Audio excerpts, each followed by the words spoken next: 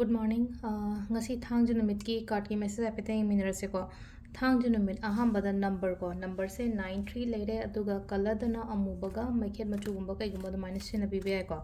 Adu thangju se koina sum chak thombo ko pada haide acha thau gumba hai tare ko. Mustard oil se drop uma kai gumba mina hapa ai ko. Nungti gi sum kaino ma akoina chana ba pot hai tare ko haide chak thombo season kaino ma hapon hai na ko adu na thangju gi oina haira gadi acha thau gumba kai gumba drop ama Saturday oibanina cleansing gumba yamna tawbiyo ko. Cleansing haibagi atradi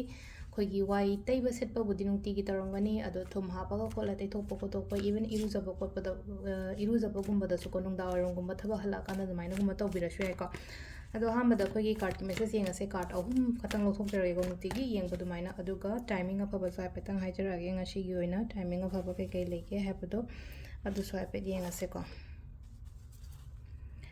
sidagi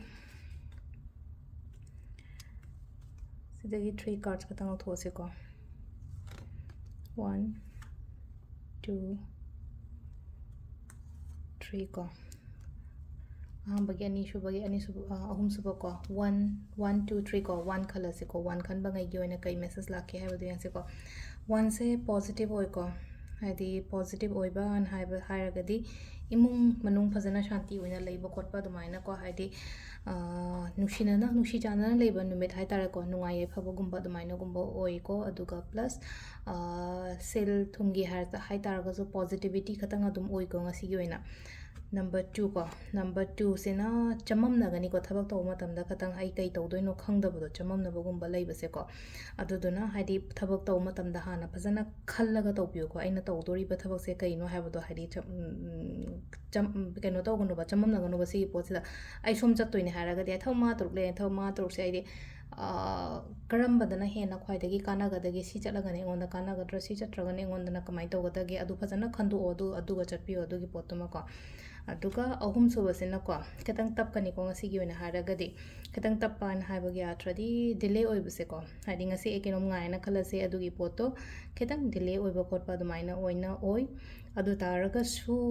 sida lei ko hadi hona badi lep kanon hai ko sida hadi hona ba khotpa egi side tagi de dum hadi adum aigi hona bam thokpa aigi nuti gi duties kari crash gumba mayam tobiyo hadi tappa khotpa haibase dum masagi ni ko hadi thaba ma tawma tamda hojik phangbasu yaw hajik ngasi ma oyo haibasu yawgani hayeng oyo haibasu yawgani thama leraga oyo haibasu yawgani ko aduduna hadi number 3 gisna it's a delay oina oibado hai tare ko sida aduga timing sina ayuki pung 3 ka minute 30 ga 9 ga minute 8 phaung lere adagi mu 13 ga minute 13 tagina pung ahum ga minute 58 phaung lere ko ado nungdam gina 5 ga minute 19 dana 3 ga minute 58 phaung lere nungdang gina 9 ga minute 9 tagina